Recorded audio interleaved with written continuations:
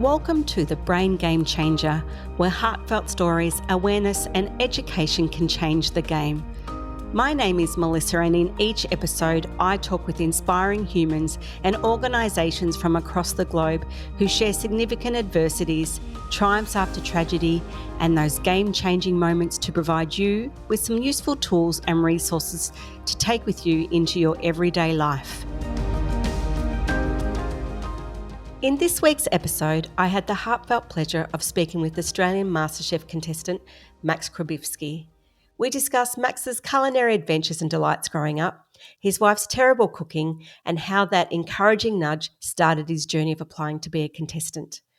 Whilst on MasterChef, Max also shares with us the journey of going through an ectopic pregnancy during the COVID lockdowns with his wife Simmone. Let's get into the interview. Good afternoon, Max, and welcome to the Brain Game Changer podcast. It is great to have you with us. Thank you, Mel. I'm very happy to be here. So we're going to talk about one of my favourite topics in particular, amongst other things. We're going to talk about food. Who doesn't love food, and who doesn't love damn good food? And we did get to see a lot of it when we saw you on MasterChef, which we'll talk about that journey. But before we delve into all that, I usually ask, your passion for food must have stemmed from somewhere. So I'm just going to get a bit of a backstory about what it was like growing up for you, the environment, the culture, your heritage. Did that play a part in your knowledge about food, your passion for it? The short answer would be yes, but I'm sure you'd like me to expand on that somewhat.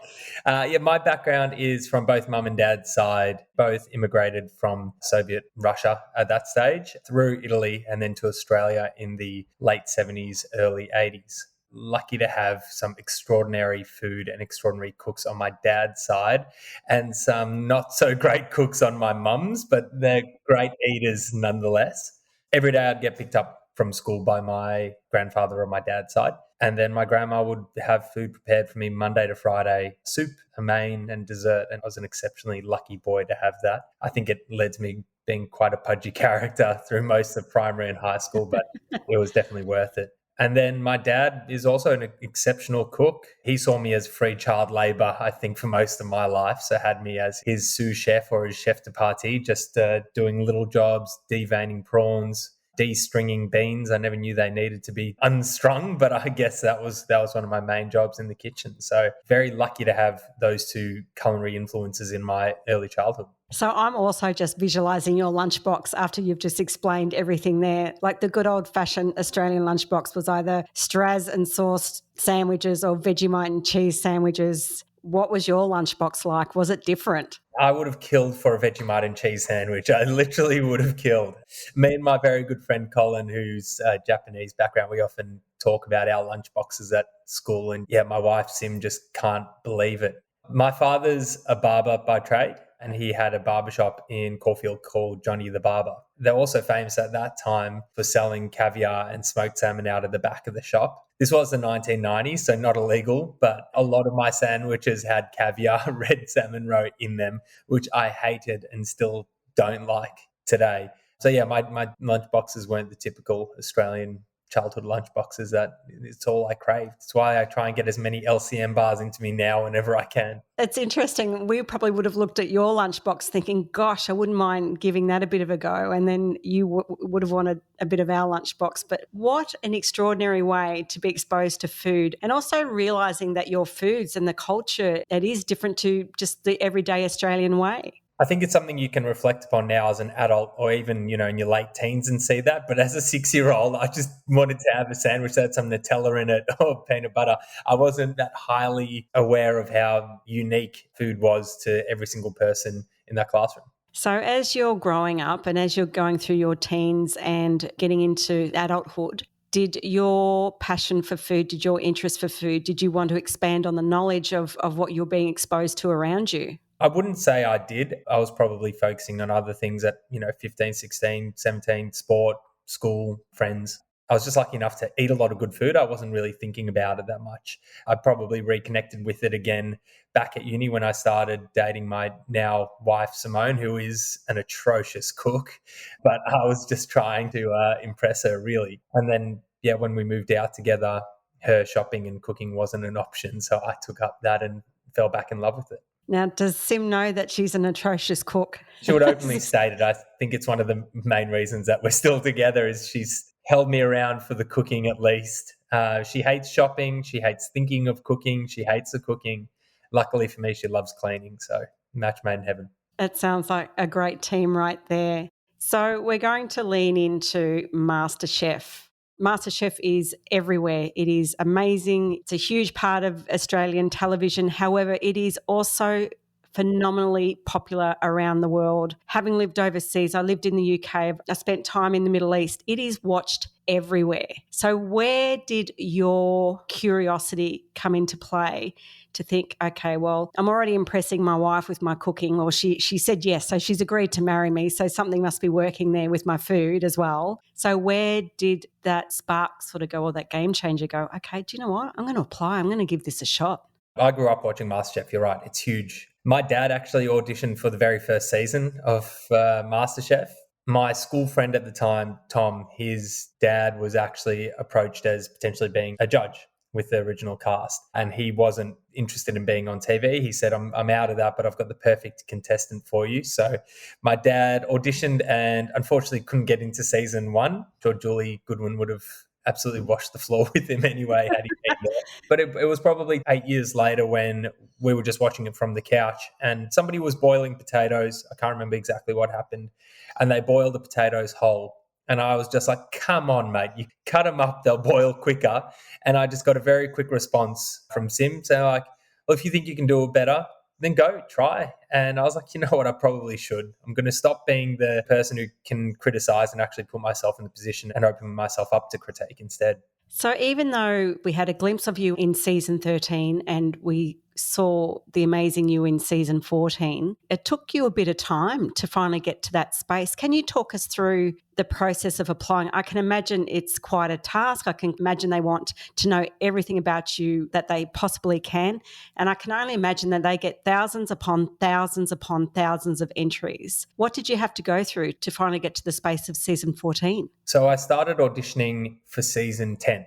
It starts off with a simple application. If you got through the written application, then MasterChef would travel between every major city and actually hold auditions at some cooking institutions. So in Melbourne, it was at Melbourne Polytechnic, where they had 3 days of cooking trials, tests, exams. It was the mystery box on day 1, and then it was your signature cook for day 2. So on my first application, I was lucky enough to get through those 2 cooks, and after that, you get put on a short list. And then they'd go through, have a look at your performances, have a look at your bio, have a look at your food. There's filming going on throughout the auditions as well.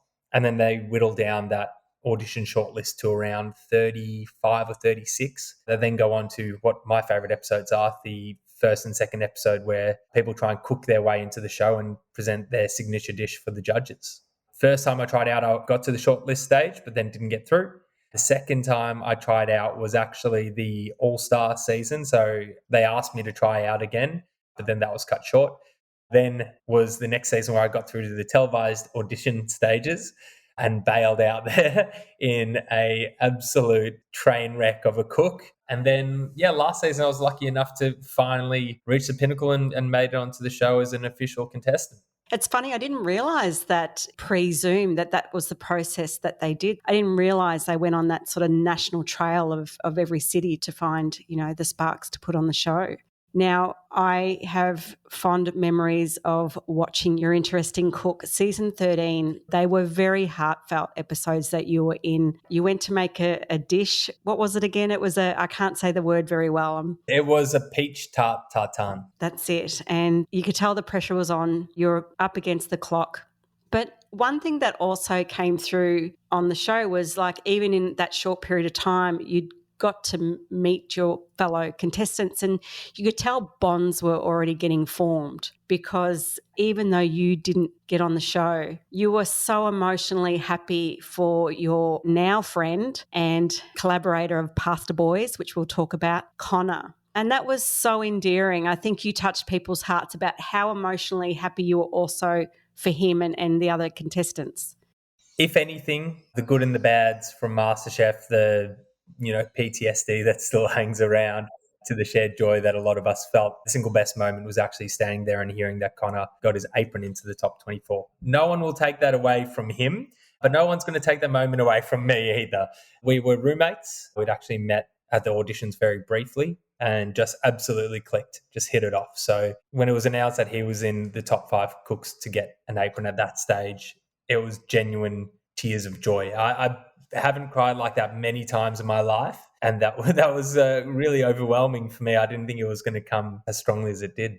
It was probably a mix of everything. Like you said, you shared joy for Connor, but also the fact that you're just like, oh my gosh, I'm here, I'm cooking this, and my cook hasn't gone to how I wanted it to. So this is where I am. But you came back, the courage, you thought, no, I'm determined, I've had that taste. Talk us through getting into season 14. Couldn't leave it there. After everything, after the amount of time that I'd invested, the amount of time that my family had invested, like we couldn't go on holidays when we wanted to. We couldn't go to events we wanted to just in case it clashed with MasterChef audition dates. So I couldn't leave it as close as I did to actually getting on the show. And I decided one more go and then I'll leave it from there. And I'm not going to die wondering. At least I'll know if it was meant to be or not. So we went through the audition process one more time. No shortcuts, had to fill out the application for the 4th time. This time, because it was still in the throes of COVID lockdowns and restrictions, I was start off with one Zoom call, then a second Zoom call. Then finally, it was a week now of auditioning in person at the Melbourne Showgrounds. They held 2 separate auditions, one in Melbourne, which was for Victoria, New South Wales, Tassie and Queensland, and then one which was held in South Australia, which was for the rest of the country. That was a week. That was 4 cooks in that week. Incredibly, incredibly stressful, but probably the most fun I actually had on this season. It felt like you were at cooking school camp with a lot of other people. It was a lot of fun.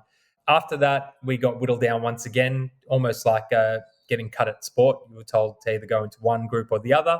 One group was sent home and thanked for their efforts, and then the other group was told that they're on a short list and that they'll be contacted within the next week to let them know if they made it on the show or not. I'm going to lean into this, and this is probably going to sound a little bit woo-woo for people. So Max is someone who's an integral part of my recovery post-brain hemorrhage. But I remember I'd only been home for a couple of months and I had the most vivid dream. It was so vivid. It was like I was standing there watching it, like recording it like a video, that Max had got into MasterChef, right? And I reached out to Max the next day and said, Max, I've got to share this dream with you. He's like, oh my gosh, what's going on here? I saw you getting the white apron and I think you're going to find out around this date. I don't know why, but I've got this date in my mind. And I remember you responding back to me rather quickly going, oh my gosh, Mel, what? And then you sent me a little notification saying that you're going to find out, and it was a 2-day difference of what I said. It was just one of those bizarre moments. Yeah, there's no bullshit there. I screenshotted the email to you with the date that we were supposed to find out, and it was right on. I don't even think it was 2 days separate. I think you picked the exact date. Oh gosh, well, I should be making money on that. But the wonderful news is Max gets into season 14 of MasterChef. And what is also really beautiful is you've got a video on your social media page where you're recording, sharing the news with Sim, and it is gorgeous. I mean, tears were flowing anyway. Obviously, she doesn't know that you're about to tell her. So can you just share that little gorgeous moment with us? We were supposed to find out on a Wednesday. I can't remember what the date was, but it was supposed to be a Wednesday, and the MasterChef production crew had been having issues finalising their 12 contestants that they wanted. So they said we'd be finding out later on in the week, not on Wednesday anymore. So it was out of my mind, out of my head. And then I got a call from one of the producers, and she essentially told me that, look, keep it to yourself, but you're in and we need to start organising some filming for your backstory. So I got home earlier than Sim, set up a camera, and she wasn't expecting to find out. I wasn't expecting to find out at that stage either. And when she came home, I think I jumped and ran at her and just said, yes, nothing else. And yeah, picked her up and squished her a bit. Yeah, you can hear the yells in the video. It was a pretty cool moment. It was a great moment. You turn up to the very first day of filming of MasterChef. Is it as full on as what they say, you know, pressure cooks, this happening, that you hear the dramatic music? Is it an intense experience?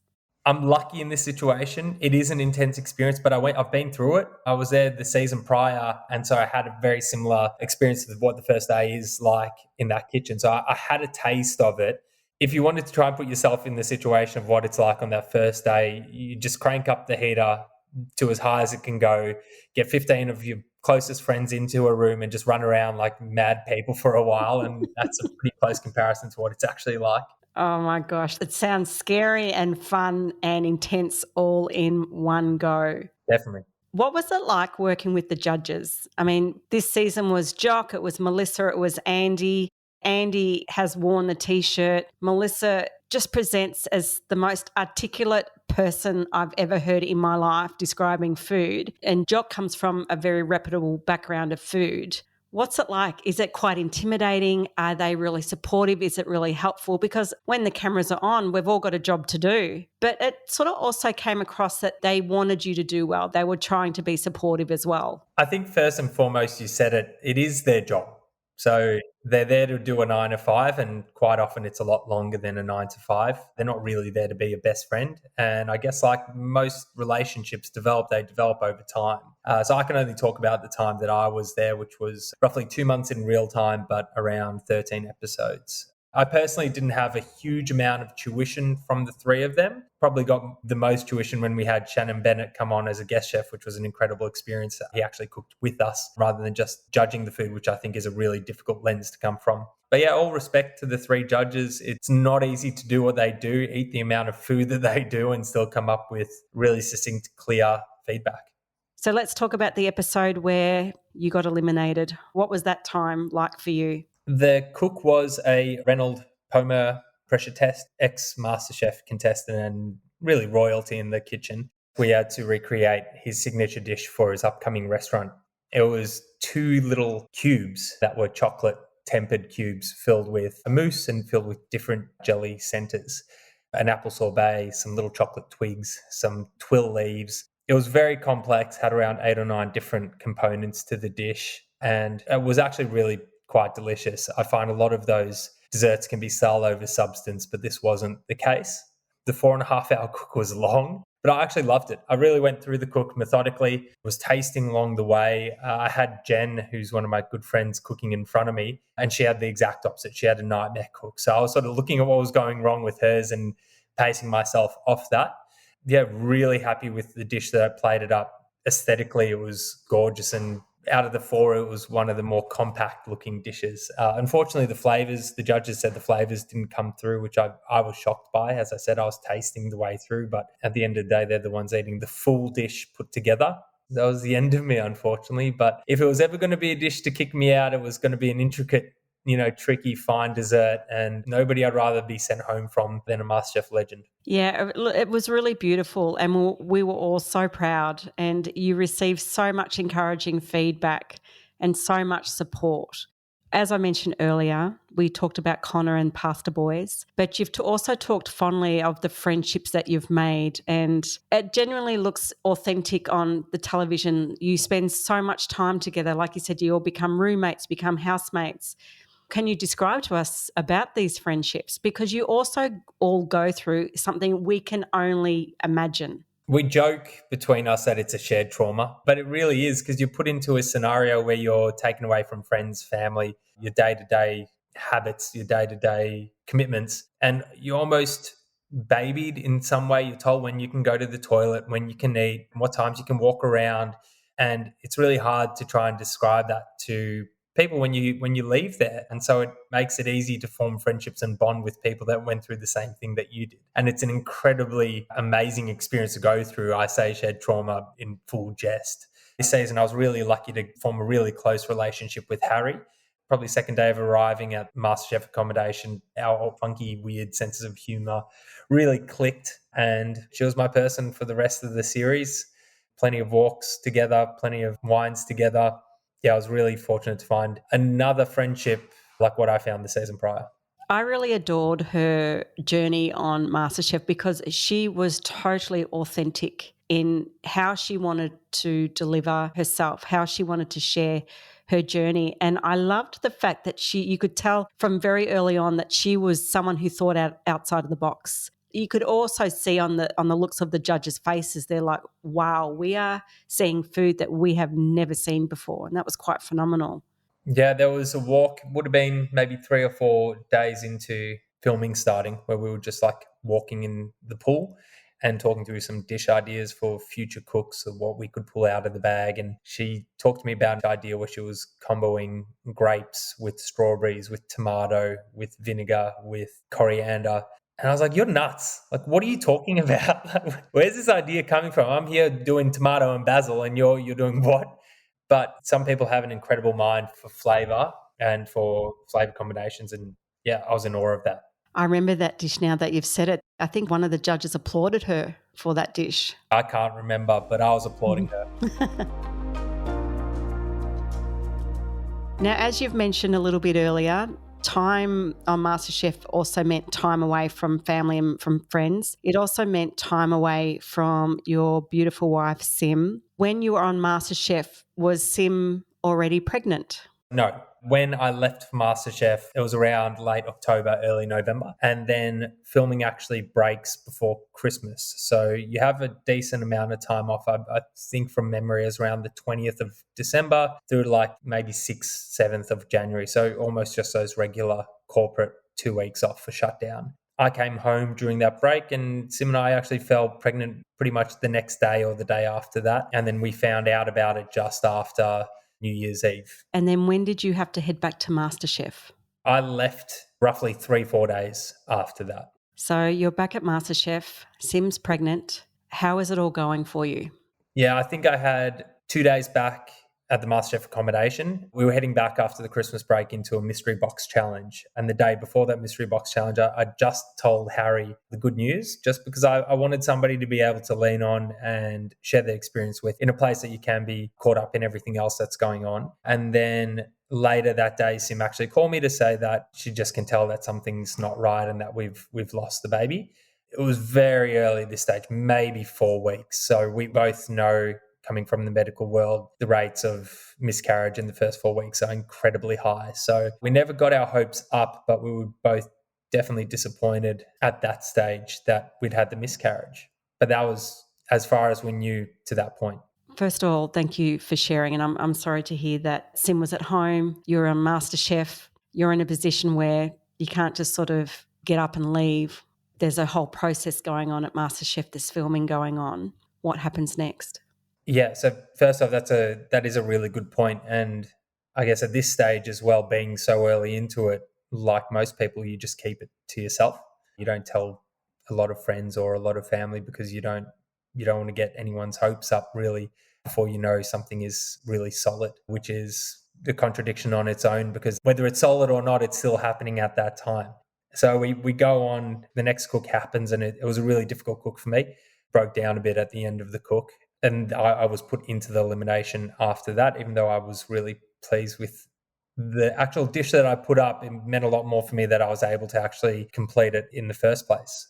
After that, funnily enough, MasterChef was rocked by a COVID outbreak. So we went on a mandatory 10-day break from all filming. In that time, we were still to stay at MasterChef accommodation, but I was on the phone to Sim multiple times a day. And then roughly a week later, she was going for a walk with some friends, felt some really intense abdominal discomfort, came home, and then it just got worse and worse. She called me and I was with Harry at that stage, and Sim was at the stage where she couldn't even stand up to walk. And so I told her, get yourself immediately to a hospital, because she'd had some irregular bleeding as well at that time. She took herself to the hospital. Once again, nobody else knew about the pregnancy in the first place, so she didn't want to call anyone and explain. She just wanted to get herself some medical attention, and I left MasterChef immediately to go meet her.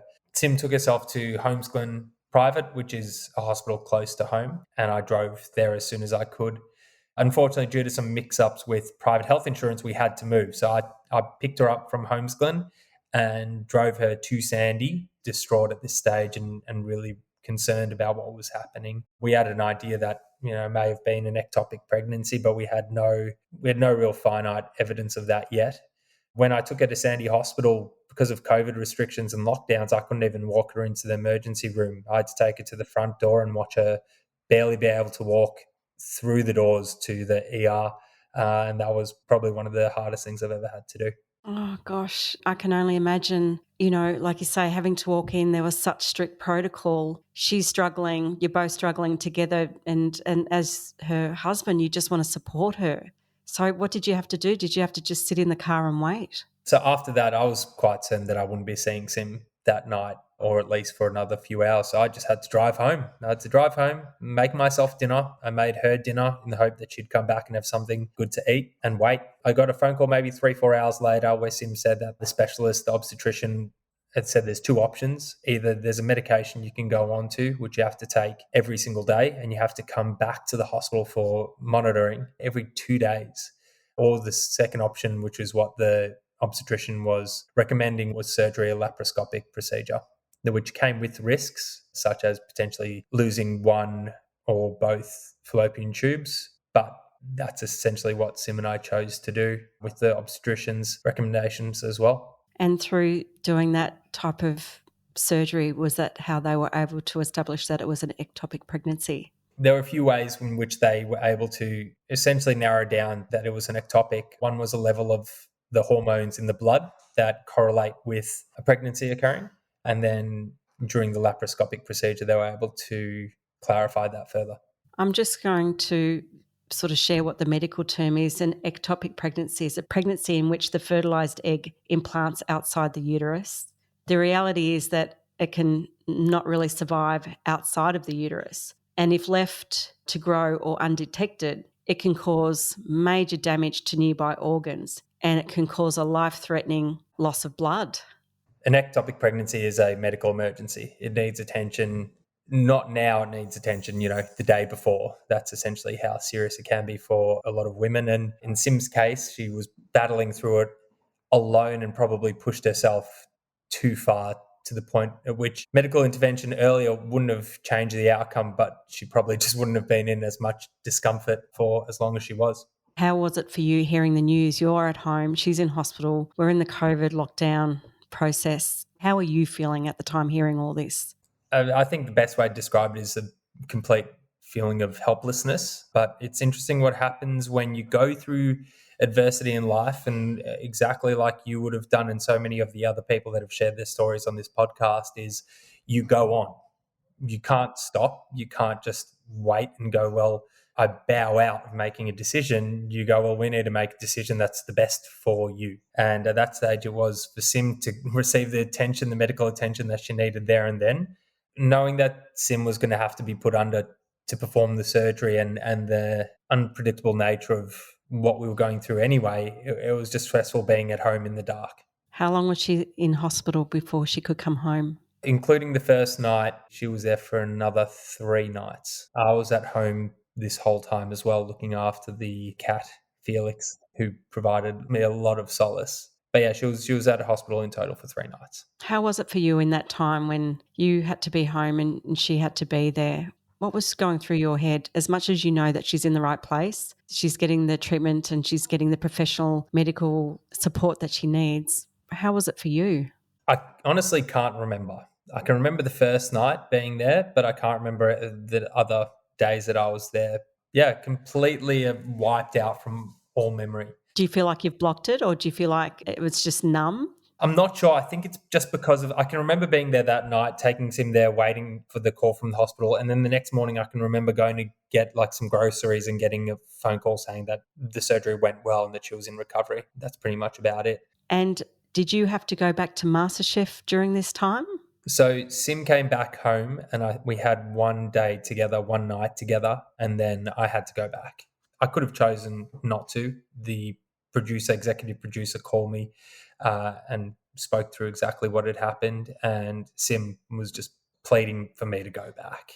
I was allowed to come back home on weekends, so MasterChef was aware of what was going on and allowing me to be at home with Sim if it came to that. So yeah, I had to leave her, and Sim's mum, Annette, who was an angel, came and stayed with us and looked after her for the time that I was away. And how was Sim? Obviously, she's recovering physically through the operation and the process she had to do there, but how was she going emotionally at the time? First off, physically was a train wreck. The surgery is really intense, quite similar to the recovery, if not a bit tougher. And I'm not saying I haven't gone through these myself, but just from what the doctors said, to a C-section. So really debilitating physical recovery. And then emotionally, I think we were both putting it away, putting it in the back of our minds, knowing that there'd been something that we both worked on so much in the MasterChef journey that we didn't want to open ourselves up too much. There was definitely a lot of grief coming from both of us with the loss of the pregnancy, but then also the potential complications that might arise with further conception. But yeah, it was something that we wanted to put into the back of our minds. But the one word that keeps coming back after this whole experience is perspective, and our perspective on life had changed dramatically in the span of 24 hours. Something that to me and to Sim was a shared goal of ours in MasterChef had very, very quickly become more pedestrian. So what was the timeline of you being eliminated to this going on? The mystery box cook that put me into the elimination was the day after Sim said that we'd lost a pregnancy. And then the elimination cook was 3-4 days after the ectopic pregnancy and the surgery. So really quick turnaround. So after that, you get to come home and you get to be with Sim, and I guess you get to properly look after her and nurture and I guess be able to be that partner. How was that recovery process now that you're back together after MasterChef? It was where I needed to be at the time. Being the one in the couple that goes through the ectopic pregnancy and the surgery and the recovery must be the hardest thing in the world. So being the non-pregnant partner, all you can do is be there to support and provide whatever comfort, whatever lending hand you can. You're both going through the emotional trauma, but only one has really gone through the physical. So we were one another's emotional support, but I was trying to be there as much as I could with anything physically. In your quiet time away from Sim, did you have conversations with friends or family members to process this significant event as well? How was your time away from Sim processing it? It's a really interesting question, actually, because as I mentioned earlier, we hadn't told anyone about the pregnancy. I'd just told Harry and had great support from her while I was still with the show and afterwards. But having to tell our family members what had gone through was an incredibly surreal experience because they went through grief like we did, but they got hit by a bombshell when we just told them, look, Craig Sim's in hospital.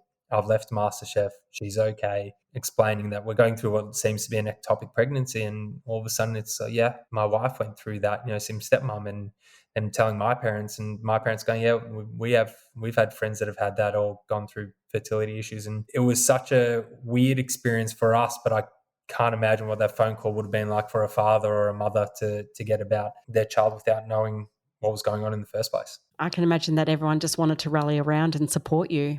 Yeah, that's exactly it. So you're both going through the emotional recovery of it all. Sim, I'm sure day by day, week by week is getting better, or, her body's getting better. What medical feedback have you been given about the next steps going forward? It was something that Sim and I were wondering about. We'd actually only started on the journey of trying to conceive the month prior to the ectopic pregnancy. And so we were still really, really fresh to it all. Sim works as an osteo for pediatric patients and also pre and post pregnancy patients as well. So she knows a lot more about fertility stuff than I do. But essentially what the doctors said is with one fallopian tube removed, your chances of conceiving are still really, really good. If we had another ectopic pregnancy where the chance is actually a little bit higher if you've had one previously, then we'd have to go through IVF.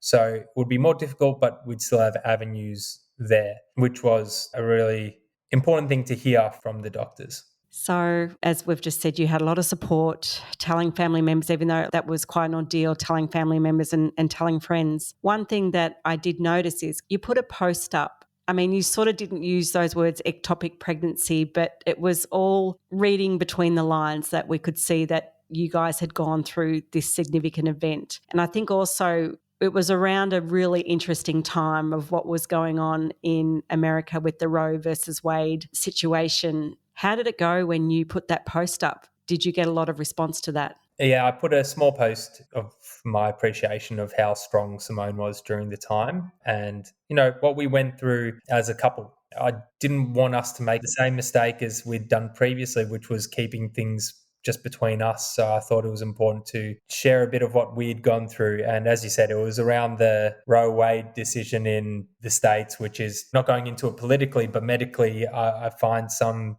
difficulties with it. yeah, essentially Sim wouldn't have been able to get the medical attention she needed because it would have fallen under the guise of an abortion in several states in the United States of America. But the response that we got from it was way bigger than I expected. And not a lot of messages came through to me personally, but a lot of Simmone's very close friends, like people she's known for a decade, if not more, were contacting her going, we've been through something similar. We've been through an ectopic. We've been through ovarian cysts. We've been through reproductive issues. Like, if you need to talk, just let me know. And I was blown away by how many women had gone through something like this and how we didn't know about it as some of their closest friends and colleagues. And I think that women in current society are so good at talking about so much, but this is still a topic that is so swept under the rug or dealt with within your confines of home and not really spoken about on a wider basis. I think it's changing, but the sport networks need to be there and they should be your friends and family. So true. I agree with you and I resonate with your words. I think you sort of go through a bereavement, you go through guilt, you question yourself, you question your body, you go through all these different layers of the process. Whereas if we just probably put the stigma aside and just came from an absolute space of acceptance and being open-minded and creating that safe space, I'm sure more conversations will be taking place and people will feel less alone. It was also brave of both of you because, as we know, once something's on social media, it's out there. This is where you've used a post for good, for creating awareness. And it's great that, conversations were able to come about because of it. Yeah. What's the point of having a voice if you don't encourage others to use theirs? So true. So how are the plans going for you and Sim now? Luckily, fortunately, Sim is 20 weeks pregnant at the stage, getting bigger and less comfortable as every day goes. Yeah, we're incredibly blessed and fortunate to be in the position we're in. We let people know really early this time round. We wanted to have the support network around us. We didn't want to go through the lows, but also the highs alone.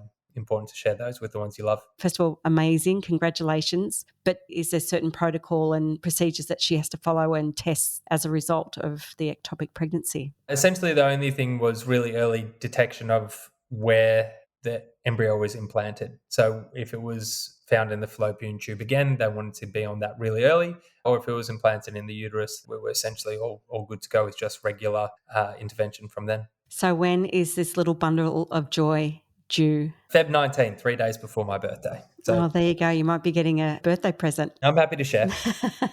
And I need to ask, I guess, as the little bundle is growing up, what sort of lunch boxes are they going to have? I've used the term shared trauma a few times. I want my child to have the same shared trauma that I did. That's going to be weird. I'll put some funky things in there. I'll have to go dig up the red caviar from deep in the freezer. Pass the baton. I reckon. Do you know what? I'm sure they could almost get a little bit entrepreneurial. I'm sure there's probably some kids in the playground who'd love to have those type of lunches and they might be able to start making a little bit of profit from it. Oh, well, it'll be 2030 by then. So, yeah, why not? Usually lunch boxes all the way. All right, Max, as we finish up this interview, first of all, thank you for your time. It's been great speaking with you. And it's funny, even though I know you, I've got to see more of an insight into your journey in MasterChef and also what you and Sim went through during that time. But I'm going to ask you the same question that I ask everybody else. So the name of the podcast is called The Brain Game Changer, where heartfelt stories, awareness and education can change the game. If there's one bit of advice, guidance, supportive tools that you could give to our listeners today, what would it be? Put yourself out of your comfort zone. Even if you think it's small or if it's something big like changing career, put yourself out of your comfort zone and do what you want to do. Do what makes you happy. If you look at us, like something as small as putting an application in for MasterChef was my game changer. Yours came about in a completely different way, a really significant medical event. But what you've been able to do and change your life around is an inspiration to everyone. I remember having a conversation with you when you were in the hospital bed, which you can't remember at all. Don't make me cry, Max. Don't make me cry. I know you've said this to me before and I'm not going to cry. I don't remember this conversation at all. Yeah, but to see where you've come from your recovery to here, starting a podcast to some people might be like climbing Everest, but you just got to do it. There's no point in going on not doing the things you love. That is true. That is such great advice. Thank you so much, Max, and thank you for your time today. It means so much. Thank you, Mel. Thank you for listening to this episode, and I hope you found the show really valuable.